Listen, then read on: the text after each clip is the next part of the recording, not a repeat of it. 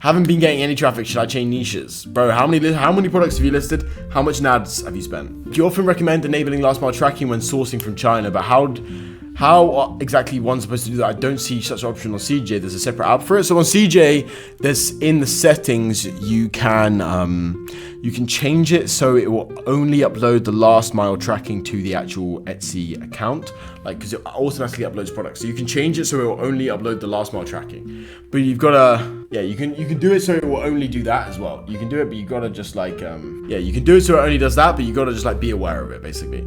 You go into settings, you can change it, you can do it like that. Will you undercut competitors in a new store, even if it means only 2x the price and not making much? Yes. Making money in the beginning is kind of irrelevant. Don't worry about too much about that.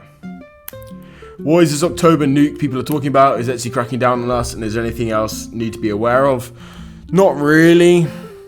There's just becoming a higher barrier to entry. Etsy's becoming harder. I've been saying this for many months now. Etsy's becoming harder. Each day that you delay starting is a day that you're literally missing out on, right? It's a day you're missing out on fucking Q4 money. It's a day you're missing out on money. And if you're not going hard each and every single day, you're not reinvesting back into your stores, like, you're just missing out on, right? Almost every time I list something, it's getting taken down for handmade policy, even after editing photos. Should I stop listing entirely or continue to risk it? Yeah, I'd say switch niches.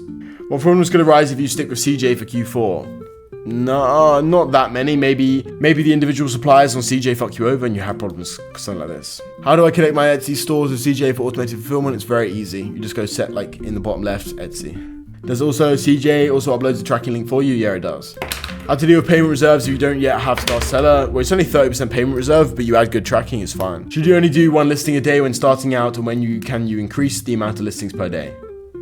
One per day, 30 to 50 do 2, 70 to 100 do 3. What do you think about print on demand for Etsy using Printify or Printful? I think it can work, but you've got to find the right niche. That's the hard thing. Like, finding the actual correct niche is the very difficult thing. Because if you don't find the right niche, then you're just going to fall apart. But it's a lot easier to find the correct niche when you're doing dropshipping. When you turn off the ads if product is selling, but it's unprofitable with ad spend, how unprofitable is it? Is it just like basically breaking even, almost profitable, or is it just drastically unprofitable? If it's drastically unprofitable, you turn it off. The first store is the jewelry niche. Can you recommend a niche as busy as jewelry for a second store? Can I switch my focus from jewelry to clothing on the same store? Is that not good? That's not very good, no.